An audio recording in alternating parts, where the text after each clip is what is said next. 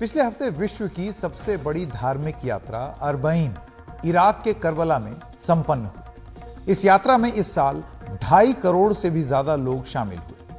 खास बात यह है कि भारत से भी 1 लाख से ज्यादा श्रद्धालु इराक पहुंचे। इराक के पूर्व शासक सद्दाम हुसैन के 35 साल के शासनकाल में इस यात्रा पर बैन था।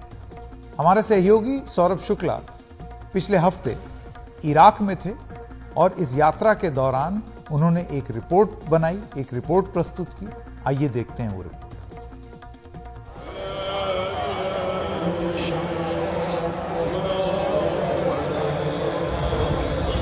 तापमान 45 डिग्री से ज्यादा है और लाखों लोग इस चिलचिलाती धूप में अपने छोटे बच्चों और बुजुर्गों के साथ पैदल इराक के नजफ शहर से करबला की ओर लगभग 80 किलोमीटर की पैदल यात्रा कर रहे हैं।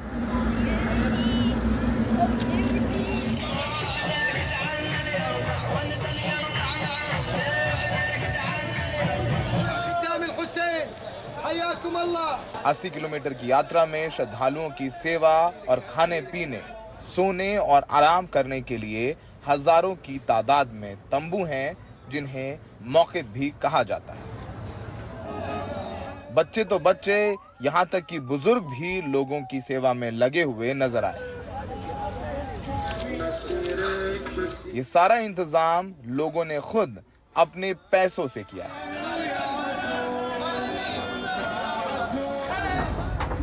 सेवा भाव ये कि चलने वाले श्रद्धालुओं के लोग पैर भी दबाते हैं। पूरा जितना इंतज़ाम है, इंतज़ामिया, ये सिर्फ जनता के हाथ में है। सारा खाना आपने देखा होगा, अंजुमने, सारी चीज़ें, करोड़ों रुपया, मतलब कम से कम 100 करोड़ रुपए का। 4 करोड़ लोग हैं नजफ करबला मिला के 2-3 जिलों में, तो सोचिए कितना। 25-30 दिन से और फिर सबका खाना पीना और बेहतरीन खाना, अच्छे बिस्लरी का पानी उनको नसीब किया जाए, इसमें कोई गवर्नमेंट का हाथ नहीं है। जब श्रद्धालु कई दिन पैदल चलकर करबला पहुंचते हैं तो इमाम हुसैन की दरगाह को देखकर उनके आंसू निकल आते हैं। आंसू निकलने की सबसे बड़ी वजह है इमाम हुसैन की शहादत। इमाम हुसैन पैगंबर मोहम्मद के नवासे थे और करबला में लगभग 1200 साल पहले उनका उनके पूरे परिवार सहित कत्ल कर दिया गया था, जिसमें उनका 6 महीने का बेटा भी शामिल था।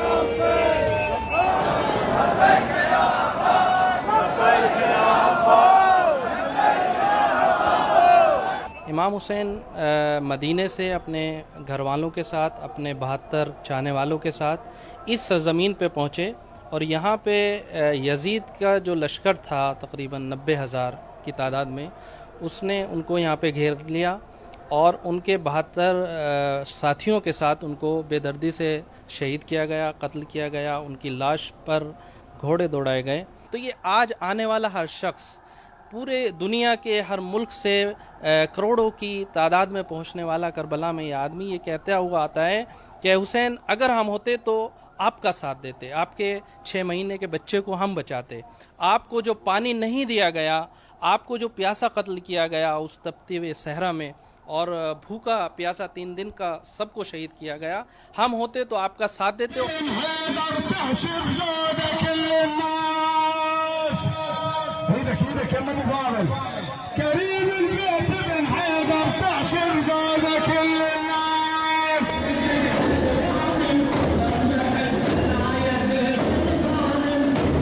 इतने बड़े हुजूम का एक लंबे समय तक हिंसा और युद्ध से प्रभावित रहे इराक के लिए सामरिक महत्व भी है और ISIS को कड़ा संदेश भी।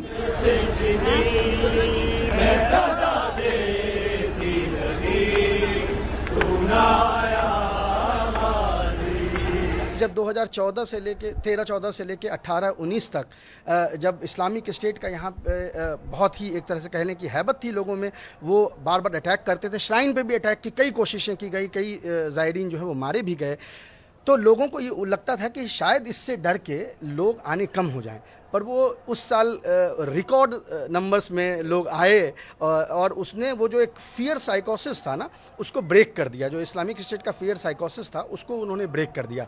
और एक हेडलाइन मुझे याद है कि किसी ज़ायरीन से, ईरान से कोई फीमेल आई थी और उनसे कहा गया कि यहाँ पे दाइश जो है वो अरबिक में इस्लामिक स्टेट का शॉर्ट फॉर्म है, तो यहाँ दाइश है और आप फिर भी आई हैं। और उसका जवाब था कि दाइश क्या, दाइश की यहाँ पे बारिश भी अगर होगी, यानी एक नहीं अरबों दाइश आएंगे तो मैं आती रहूँगी। तो मुझे नहीं लगता कि इससे ज़्यादा चैलेंजिंग, इससे ज़्यादा आप जो है उसको कोई पॉलिटिकल सोशल चैलेंज दे सकते हैं।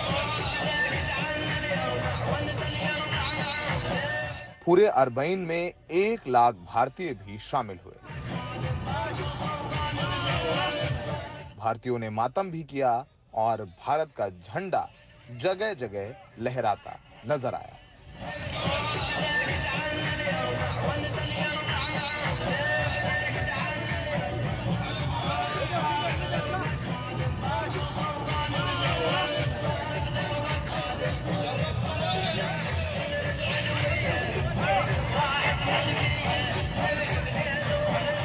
इस बार करबला में अरबईन यात्रा में महात्मा गांधी के पोते तुषार गांधी और नेल्सन मंडेला के पोते दोनों साथ पहुंचे। कोशिश थी विश्व को शांति का संदेश देना।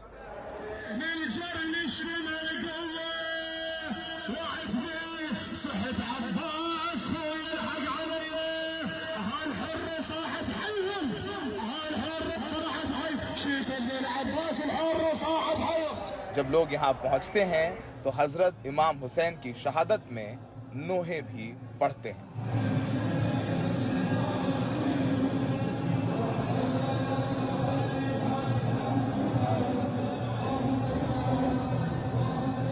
याद रखें कि भाईचारा बहुत जरूरी है और भाईचारा की जीती जागती मिसाल है कि कोई नहीं पूछा है तुम्हारा धर्म क्या है, तुम्हारी जात क्या है, क्या मजहब है। उसी शिद्दत के साथ वो एक शिया को भी पानी पिला रहा है, सुन्नी को भी, एक हिंदू को भी, सब बराबर हैं और यही सारे धर्म शायद से खाते हैं। और यही हजरत हुसैन का भी एक मैसेज था। और 3.5-4 करोड़ लोग इकट्ठे हैं यहाँ पर और इस गर्मी में मैसेज यही है कि सेक्रीफाइस अगर सच के लिए करना पड़े तो उससे पीछे ना हटें। इराक से सौरभ शुक्ला, NDTV इंडिया।